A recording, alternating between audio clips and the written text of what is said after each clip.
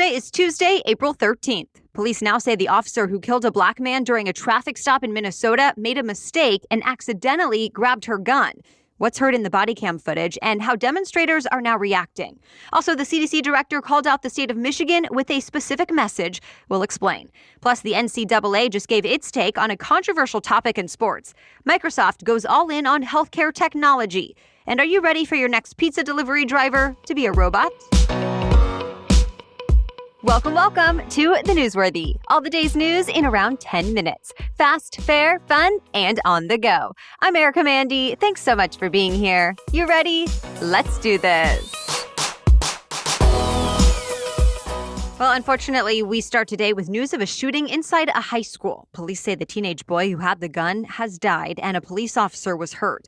Someone called police to the school in Knoxville, Tennessee, saying there was an armed student holed up in a bathroom. The student was still in there when officers arrived, so they ordered him to get out. But instead, officers say the boy started shooting at them. They fired back and killed him. An officer who was shot had to have surgery but is expected to recover. No one else was hurt, and at this point, investigators have not said why they think the boy brought a gun to school or fired at officers. The school will be closed for the next 2 days, but counselors will be there today in case students need to talk. Police now say the officer who shot and killed Daunte Wright meant to grab her taser, but grabbed her gun instead. The police chief says he believes it was an accidental shooting.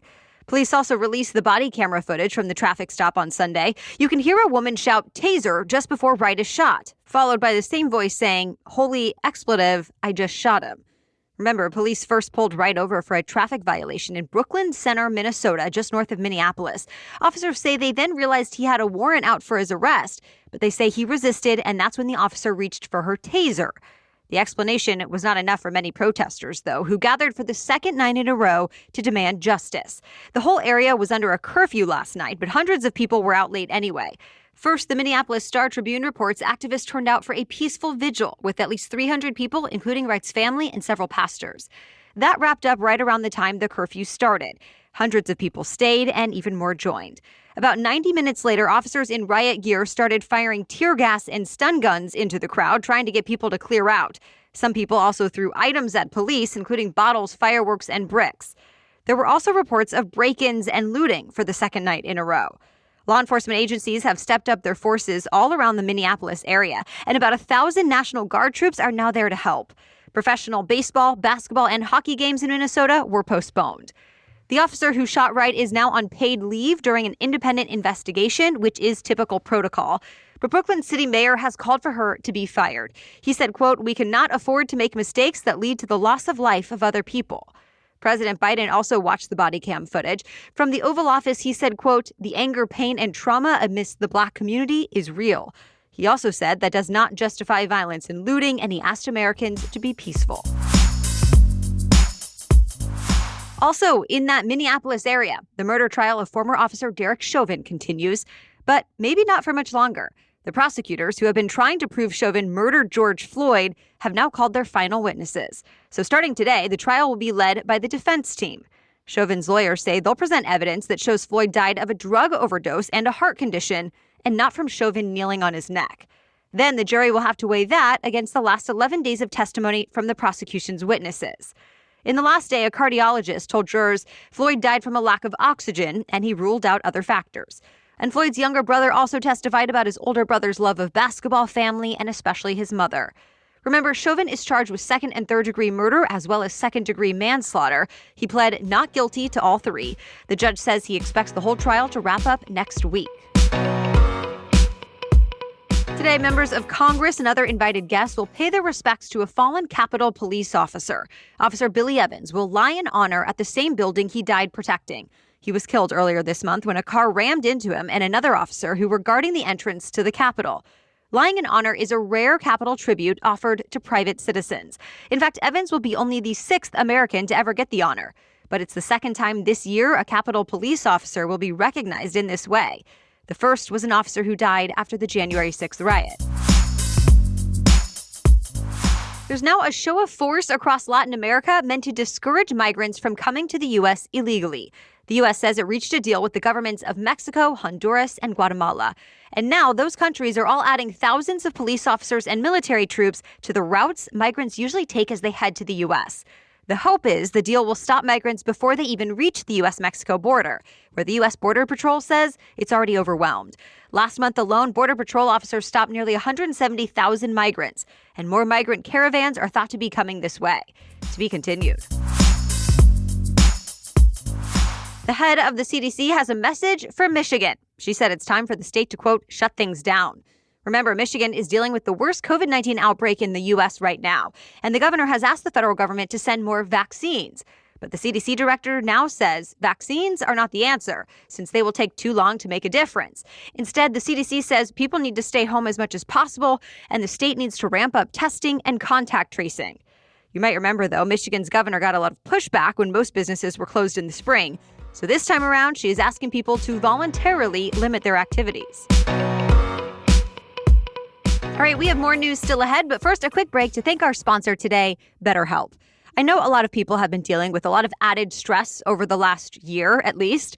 But here's the thing. None of us have to go through this time or just life in general alone. We all deserve to be as happy as possible, to achieve our goals and to be our best selves. And I know one great way to do that is through therapy. I think of it as going to the gym, but for mental health. And BetterHelp makes it easy. BetterHelp will assess your needs and match you with your own licensed professional therapist. It's convenient and confidential. You can start communicating in under 24 hours in a safe and private online environment. This is not self-help and it's not a crisis line. This is professional counseling where you can send your counselor a message anytime, plus schedule weekly video or phone sessions. And as a listener of The Newsworthy, you'll get 10% off your first month by visiting betterhelp.com/newsworthy. Join over 1 million people who have taken charge of their mental health. Again, that's BetterHelp, H-E-L-P, betterhelp.com/newsworthy. Okay, now back to the news. President Biden's inner circle could make history again. He decided to nominate Christine Wormuth to be the nation's first female Army secretary. That's the top civilian job heading the country's largest military branch. Wormuth now leads the International Security and Defense Policy Center of RAND, which is a research organization. Before that, she served as Undersecretary of Defense during the Obama administration. By the way, that was just one of a few nominations President Biden announced yesterday, but the Senate still needs to confirm all of the new nominees before they can actually take their jobs. The NCAA is now taking a side in one of the most contentious issues in sports this year.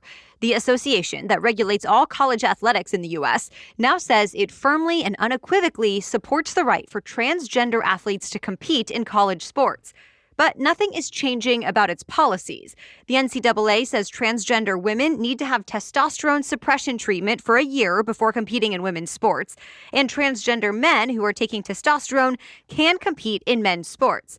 The association says that policy is based on science as a way to guarantee a fair playing field. So why issue this statement now?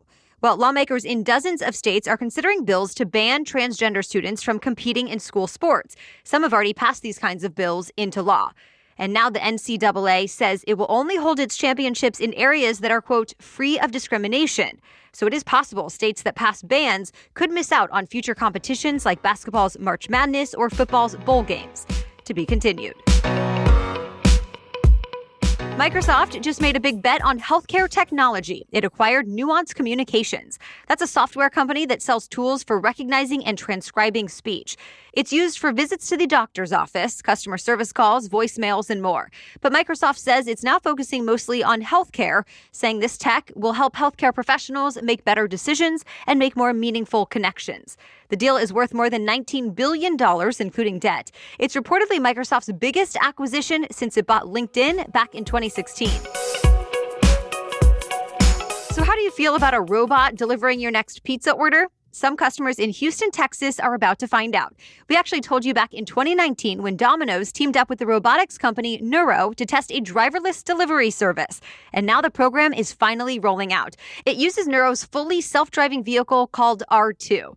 Forbes reports the electric vehicle is about half the size of a traditional car and does not have a steering wheel or brakes. In fact, R2 made history as the first self-driving vehicle to receive regulatory approval from the Transportation Department to operate on public roads. Now, Dominos says people who order online can choose to have the robot deliver their food, and then each order will have a unique PIN number attached to it that will allow customers to open R2's doors and grab their own pizzas. Already, The Verge reports neuro vehicles are used for some grocery and pharmacy deliveries in Houston as well.